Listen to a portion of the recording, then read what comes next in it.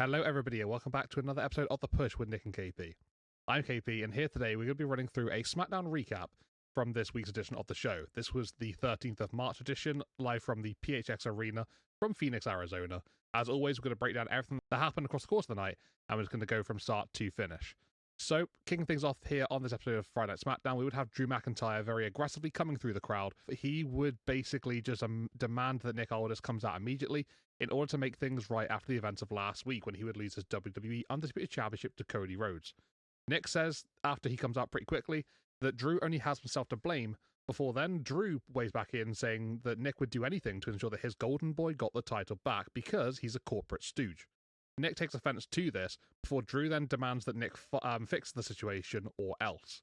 We then see Jacob Fatu come down the ramp, inserting himself back into the situation, and Jacob says that without him, Drew would have never even been champion in the first place, and that last week he fixed everything by costing Drew the title. Jacob says that he did in fact screw Drew McIntyre before asking what he'll do about that. Drew basically just laughs in amusement of the situation before then just straight up telling Nick Aldis on the spot right there and then that he quits. Drew then leaves the ring, heads into the stands, and that's the last we see of Drew for a little bit. So, Drew McIntyre quitting in the very first segment of the show, very still upset about what happened last week after he lost his title. But Nick Aldis and Jacob Fatu looking very confused once Drew had left the scene. We then went into our next segment of the night, which would be our first match of the show as well. This was the Uncle Howdy and Eric Rowan teaming against Solo Sikoa and Tala Tonga of the MFTs. So, in our latest edition of Pass the Parcel, is what I'm calling this, we have the lantern being that coveted parcel in question, and at this time, when the match is going down, we see Solo sort of getting into a little bit of control after a bit of a mass brawl on the outside between the two factions. Solo's in the ring and he's sort of like looking to put Uncle Howdy away, who'd been hit and taken down earlier on before the mass brawl on the outside. As Solo's looking to sort of like weigh up Uncle Howdy to get the victory, we then see Nikki Cross just go and approach the lantern, which is in the corner of the ring.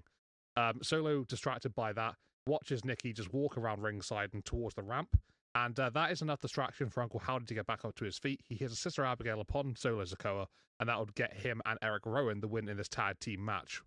Whilst that had all happened, we then see Nikki Cross go over to Uncle Howdy post-match and give him the lantern.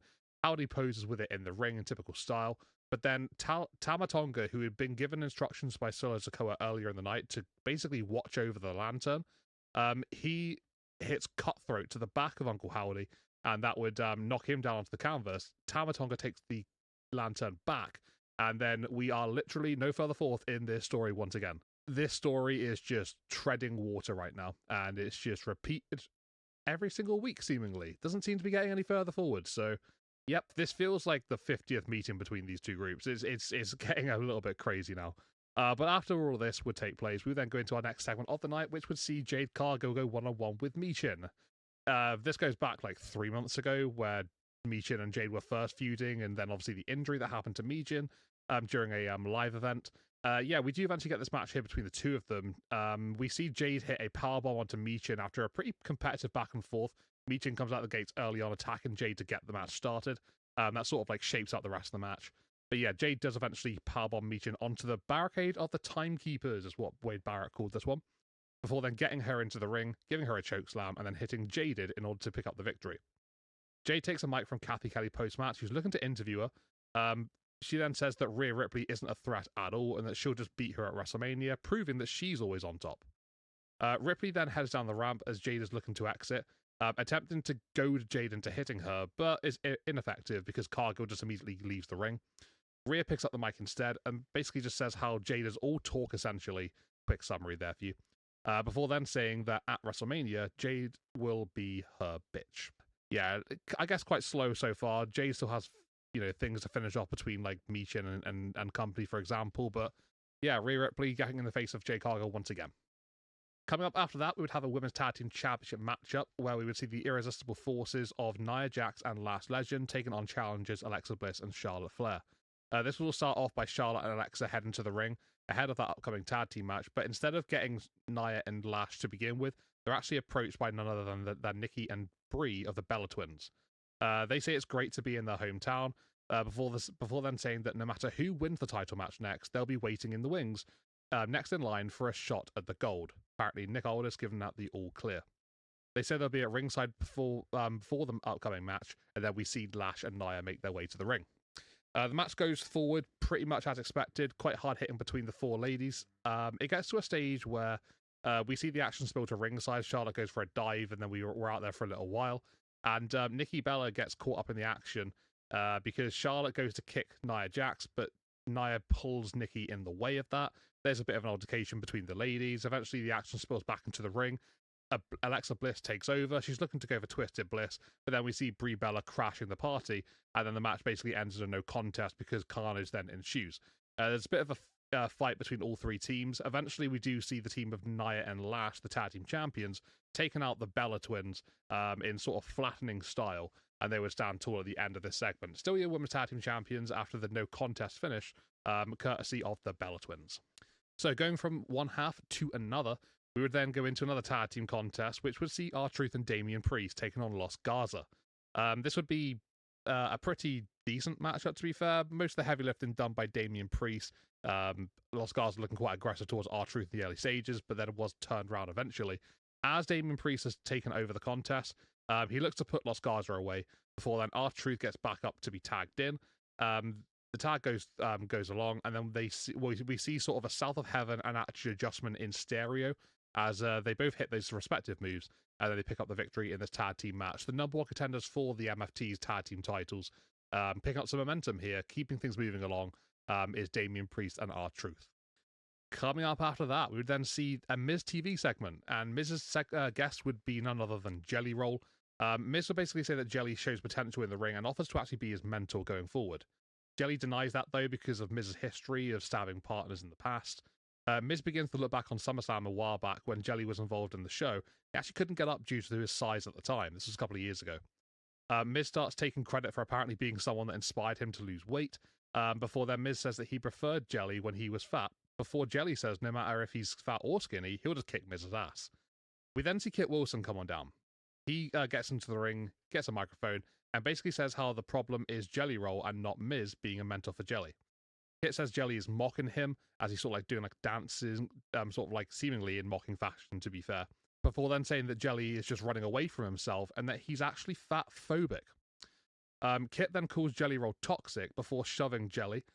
Miz holds Kit back from sort of like getting any more aggressive towards him. Before then, Jelly looks to punch Kit Wilson, but instead actually knocks Miz down as Kit Wilson gets out of the way. So yeah, a little bit of a confrontation between Kit Wilson and Jelly Roll afterwards. Kit does leave the ring and avoids the toxicity that is rising inside the ropes. Coming up after that, we would then have a segment between Tiffany Stratton and Kiana James. This would be a matchup between the two one-on-one style. And there's a lot of interference in this one. We have Julia on the outside, obviously, coming to the aid of Kiana James on occasions and, being a bit of a menace in that respect. We've also got Chelsea Green and Alba Fire on the scene as well, sort of like watching on and seeing what the situation is for themselves. We get to a stage in the matchup where Julia attempts to pull Tiff while she's against the ropes. Before then, Kiana goes to actually kick at Tiffany Stratton, but instead Tiffany gets out of the way, knocks Julia off of the apron and down onto Chelsea Green and Alba Fire. A little bit of a crash between the three ladies on the outside of the ring. And that then sees Tiffany Stratton be able to take control of the contest, set Kiana James up for the prettiest moonsault ever, and that would see her get the victory in this matchup. Seemingly Tiffany rolling at the moment, getting some serious momentum, looking to go up against Julia by the looks of it at WrestleMania for that US Championship. That seems to be the goal for these ladies. And I can't see that going any other way at the moment. But Chelsea Green taking bumps is quite interesting with that ankle injury of hers. Clearly still, wanting to do a bit of a job here on the scene. She's getting cheered every week. So, great stuff for Chelsea Green. But the fact that she's staying committed to doing stuff, got to respect that for sure. Coming up after that, we would then have a one-on-one matchup between Trick Williams and Jacob Fatu. This was stemmed from a backstage segment earlier in the night. And we'd eventually get the action between these two in the middle of the ring. So the match is quite physical here, quite aggressive, back and forth, and Trick holds his own against Jacob Fatu, to be fair, for the most part. We see the action sort of spill to ringside in way of Jacob Fatu heading out there, and as he sort of heads to ringside, the referee seemingly distracted by Trick Williams at the time, and we see Drew McIntyre absolutely come out of nowhere and just assault Jacob Fatu, lays him out at ringside before they're rolling him back into the ring.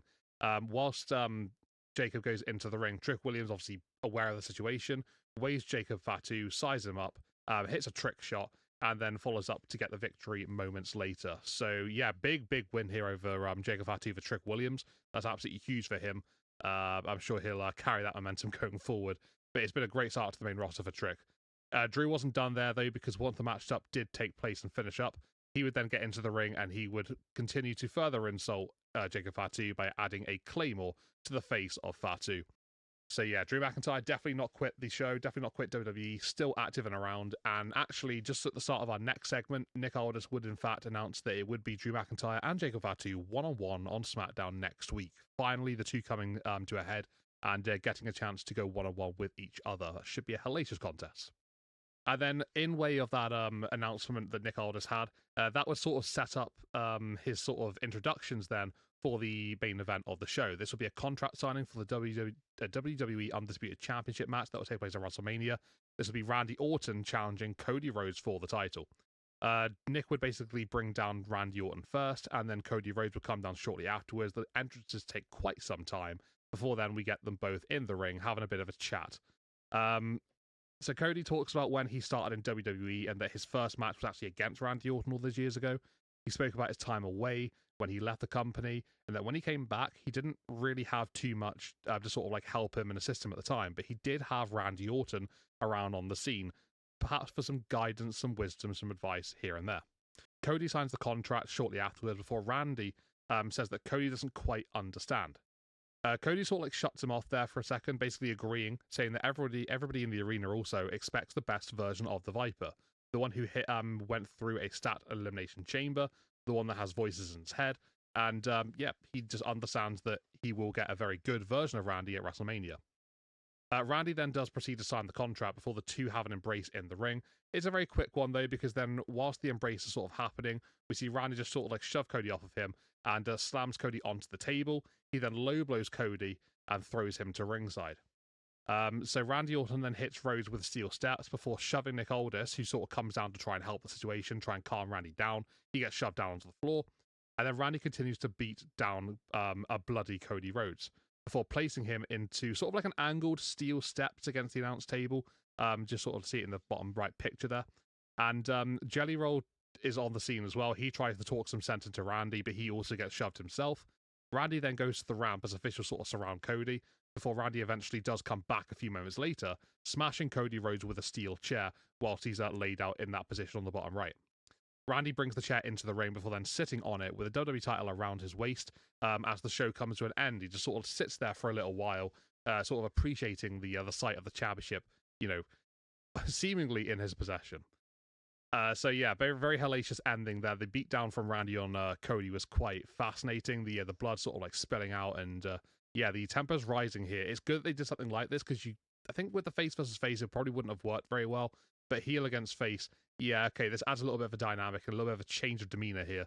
That was definitely so much needed in this one-on-one matchup that we'll be having at WrestleMania. But that does see the end of SmackDown in terms of this recap coming to a play. In terms of the show itself, though, I mean, it was an okay episode of SmackDown. The preview did sort of, not do it any favors, really. But I think when you sort of like see everything that did take place, it was quite chaotic. It was quite aggressive for the most part. We obviously see Drew McIntyre going crazy, apparently quitting the show, then coming back and taking out Jacob Fatu, giving Trick Williams a massive victory. Obviously, Randy Orton's assault on Cody Rhodes at the very end there was a big moment for him, and sort of like adds a bit of spice to that matchup. We see our latest episode of Pass the Parcel with the Lantern and the MFTs, with the Wyatts, and Jade Cargill and Ripley sort of like trying to continue their sort of feud going into WrestleManias. There are things happening here and moving along, but it does seem quite slow in some parts, but then also seems maybe a little bit quick in some other parts. So it's quite interesting the sort of like different dynamics we're getting here going into WrestleMania. For all this episode of SmackDown, I probably would give it a 7 out of 10, I would say. It was okay. It wasn't anything special, but there were some decent moments across the course of the night that made it quite interesting. But yeah, I think that we are moving a little slowly in some directions here, and maybe some questionable choices here from time to time. But for now, that has been our SmackDown recap here from the push. What did you guys think? Let us know in the comments with whether you like this one or whether maybe you think we could have done something a little bit different and better. What are your thoughts on SmackDown right now? We'd love to hear anything that you're thinking. Please let us know in those comments below. And also, please consider hitting a like on our video and subscribing to our channel, showing us some support, helping us out here. We'd very much appreciate that. But for now, this has been The Push from Nick and KP. We'll see you on the next one. Take it easy and goodbye for now.